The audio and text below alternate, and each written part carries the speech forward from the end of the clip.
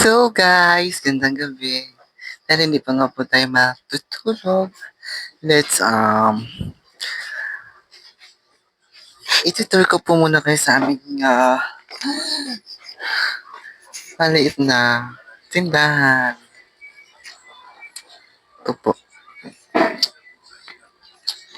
Dahil pagkatapos nga po ng aking duty is nagdidiretso na ako dito sa tindahan para dito na ako matutulog. Then bukas mga 5 na ako maliligo para diretso na sa work dito din sa loob ng pier.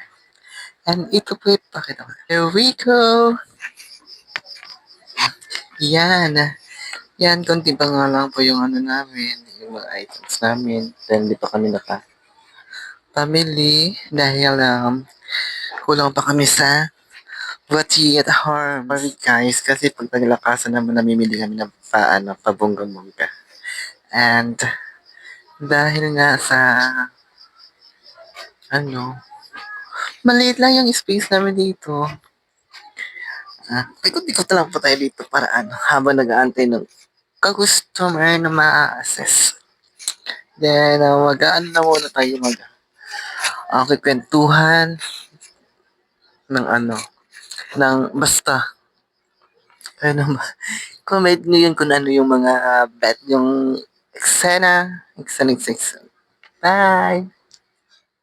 Ito na nga, nagbabantay muna tayo. Nag-aantay lang ako ng 11 para maka-sleep na sila, alam mo. Habang nag-aantay din tayo ng customer. Wala pa talaga namimili guys kasi it's so very mahina ngayon. Tulad isang content creator, worker, then natulong na din. Ganito talaga. We need to wait lang. Sa inyo po. Ito Yan po yung amin mga kemi. Yon, wala nang laman. Yon. Yan si Teacher Arlene. Beautiful yan. Guys, good morning. Kagigising lang namin ni Ma'am Arlene. Ay, po.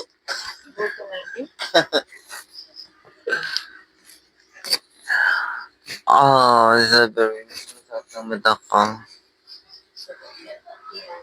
Ang sakit. Sabi, bakit ang fresh ko pag ako yung bagong gising?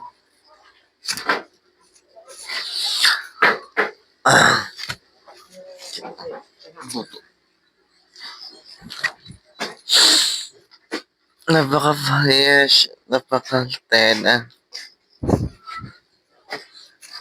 Lang.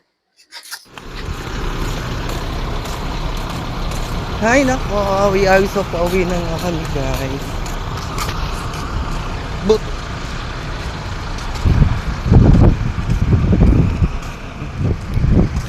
kaya ibig sabihin magpapatay.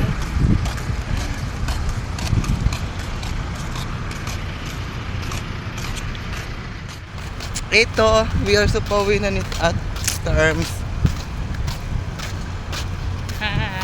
Ang ganda natin. Ciao, boss.